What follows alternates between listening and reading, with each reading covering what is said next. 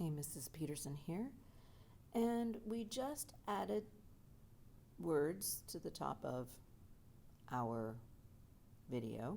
And this could be any type of video if you need the words on it. And the next thing we're going to do is transitions.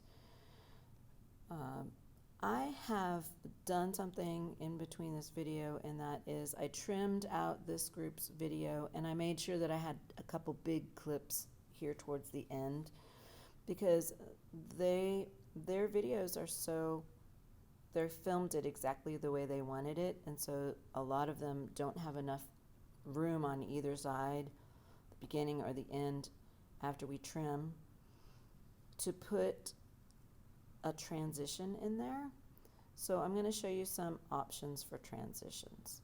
Now over here I did have the captions and text file open, but I don't really need that, so I'm going to just show you how to get back to effects controls, which will come in just a minute. So this is a transition that was already put into this one that I chose, and that was already built in. But let's say we don't want it to go directly from this. Well, actually we did a great transition from all of these three right here. How I said we transition directly from movement to movement.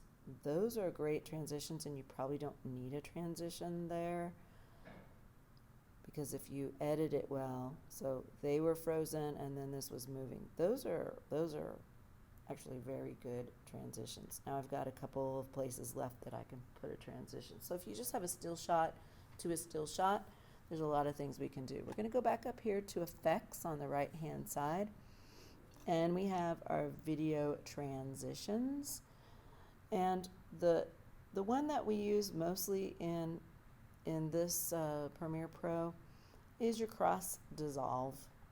Okay, so I can put the cross dissolve between these two, and you can watch what happens. It's fading from one to the other. That's a cross dissolve. If I don't like that, I can go in there, I can make it shorter, same thing. I can trim it to be a really quick cross dissolve.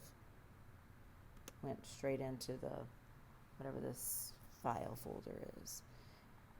You can fade to black. I saw one group doing that, but if you're dipping to black and white between everyone, it kind of gets hard on the eyes, and you might not have enough film to dip from black to white in order to see the cut. So here's dip to black and back up, or dip to white and back up. Let's bring this back, playhead over here, white and back up. So that's an option, and again you can make that shorter. You can make it longer if you need it, but probably not. White. You'll see it in movies. You'll have it dip to white. Actually, they probably add a white. Sometimes, like if someone dies, and they'll pan up to the sky, and then all of a sudden it's white, and it's a new scene, or it's heaven, or something like that. So the most frequently used of transitions, if you don't do a straight cut like these ones that were really good back here, would be a cross dissolve. And an additive dissolve, I'll show you that. It just kind of, you watch.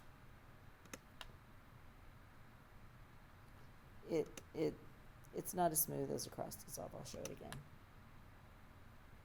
Okay. So you do not have to have a transition on every single clip, but you should put a few in there, and cross dissolves are again the most used, and you do have to have some room for those. That's why some of these back here, they're so short. If you put dissolves on each one of them, then we wouldn't be able to see much. In fact, I'll show you. I'll put a dissolve right here.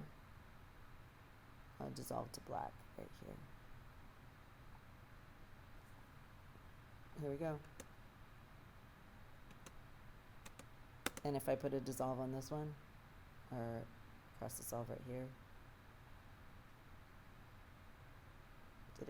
Did it do? Did it do? It made this little one. It won't even let me. It says there's not enough room. That's what that was. So here, it just doesn't give you enough time. So if they're really short cuts, you can't use them. That is how you add your transitions.